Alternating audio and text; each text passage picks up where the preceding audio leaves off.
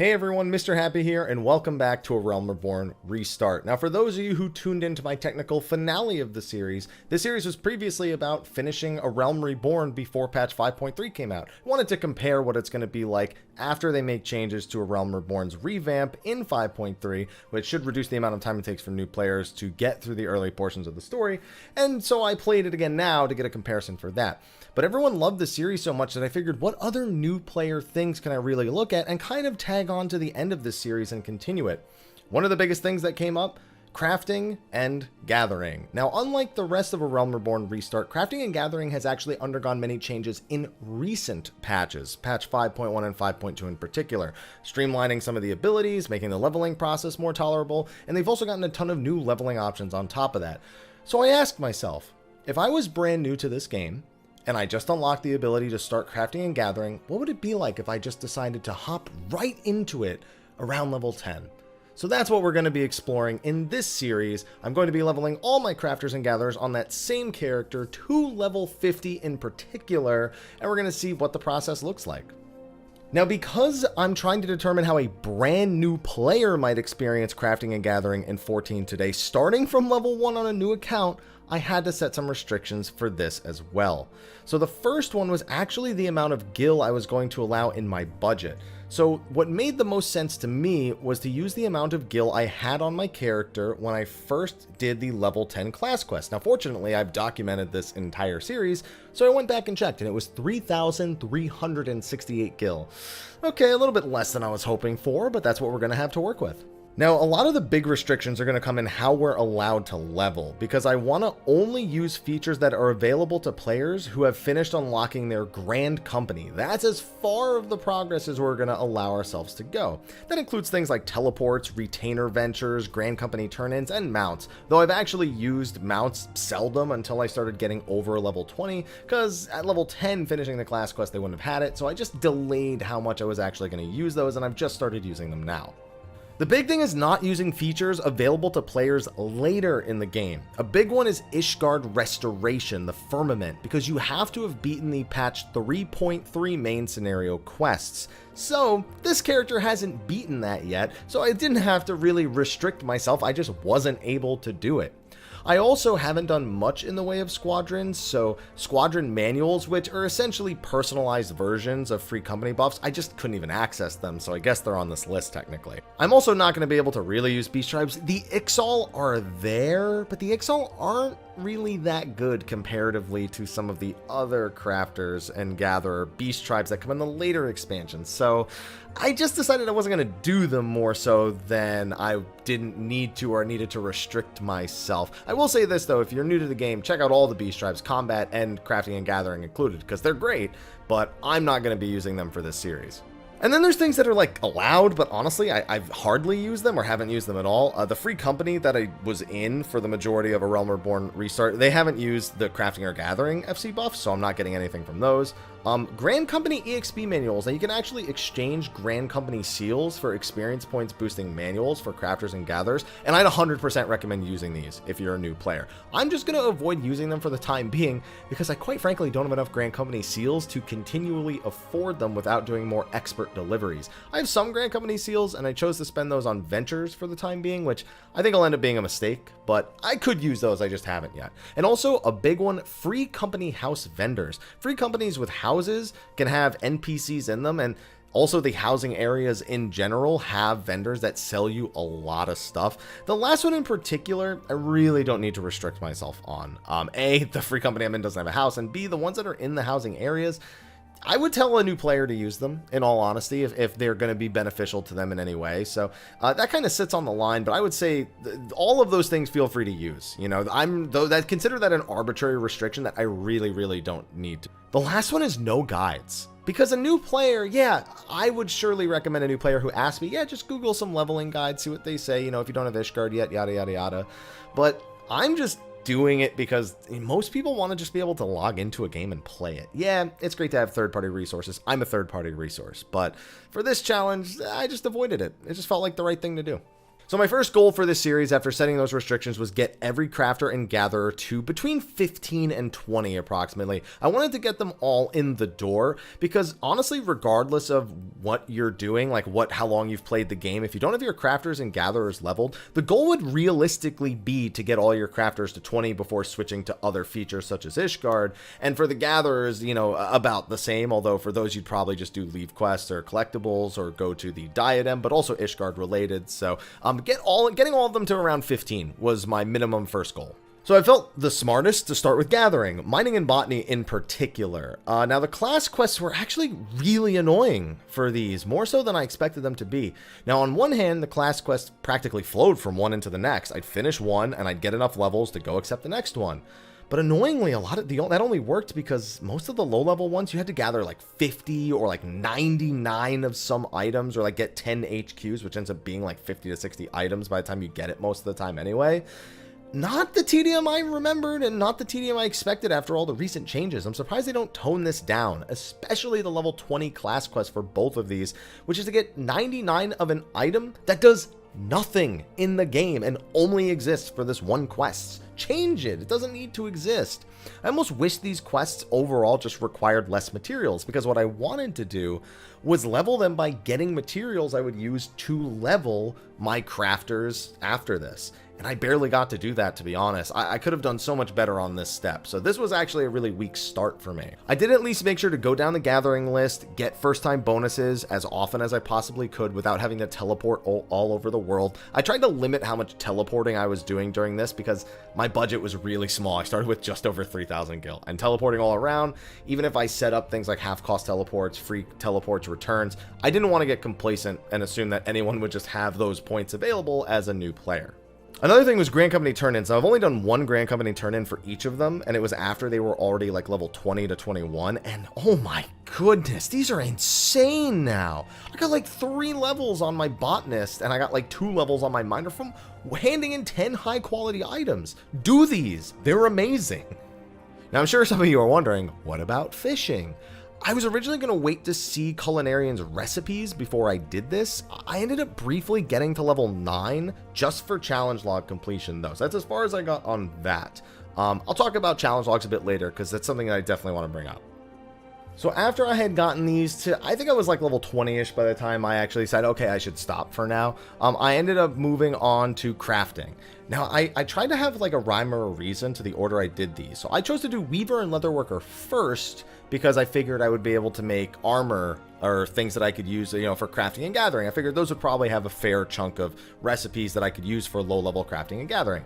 Then I moved on to Goldsmith because I figured, oh, I can probably make accessories. And this worked out for the most part. It's really from my 4th crafter onward that I feel like I made some mistakes. So after Goldsmith, I did Armor and Blacksmith. I figured they're both literally at the exact same location in Limsa, so I should do them both at the same time.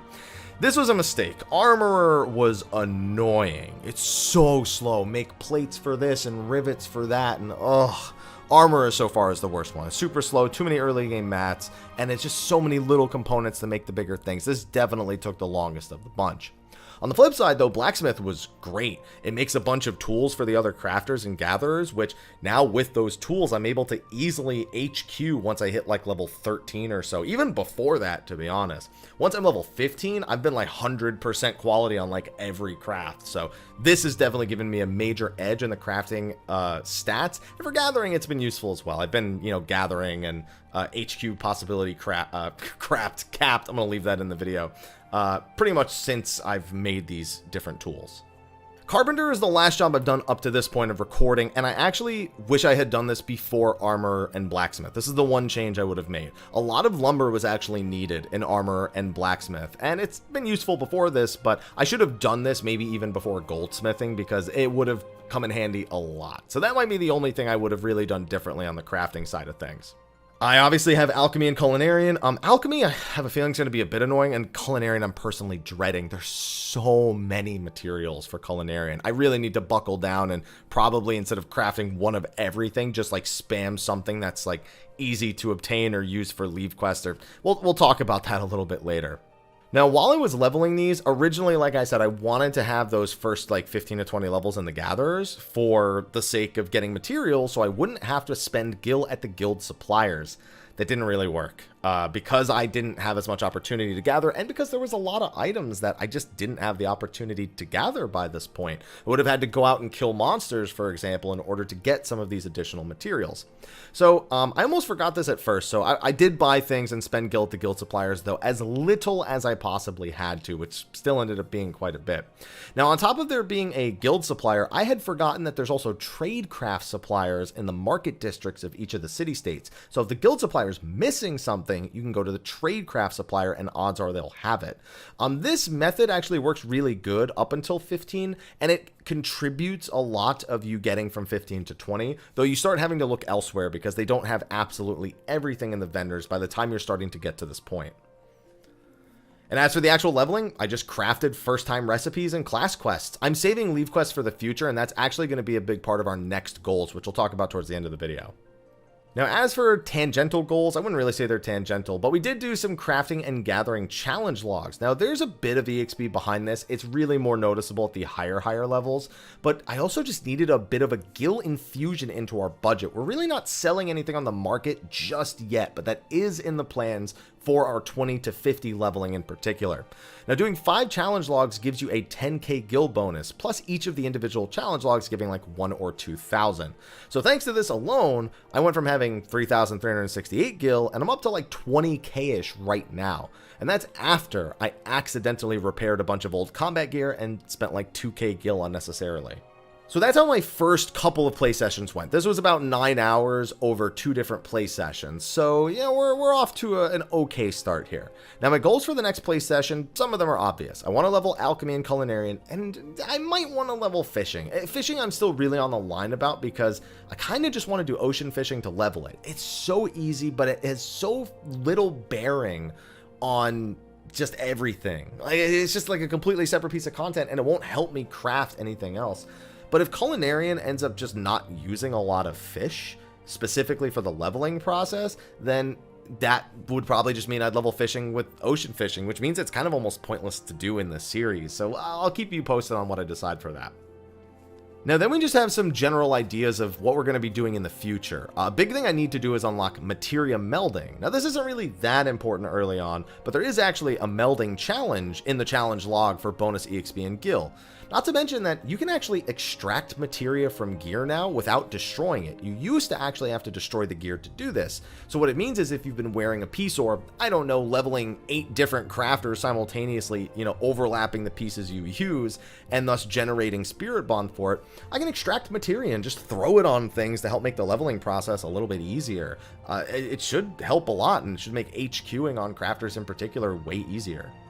Another big goal is to level my gatherers first. Now that my gatherers are probably not going to be getting their levels as quickly the higher up I go, I really need to focus on getting the 30. I want to get like 30 of every material before I go back to leveling crafting.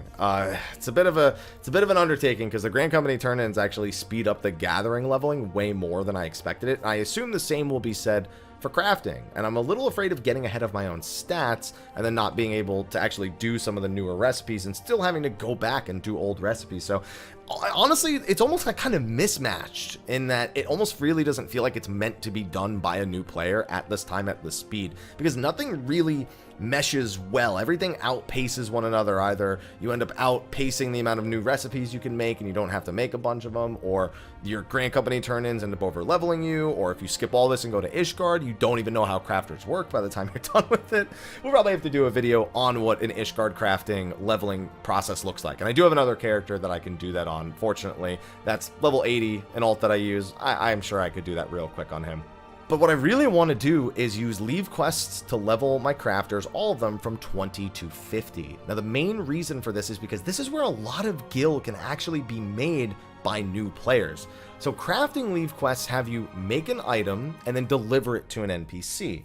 And people will generally look for a really easy to access Levequest and they'll spam it over and over again. So what you want to do is you want to find one that's really easy, one that you can make items in triplicate and turn them in. And then you make enough to level yourself, but you then make more and sell them on the market board, because a lot of people just buy these items en masse to level their crafters without ever actually crafting.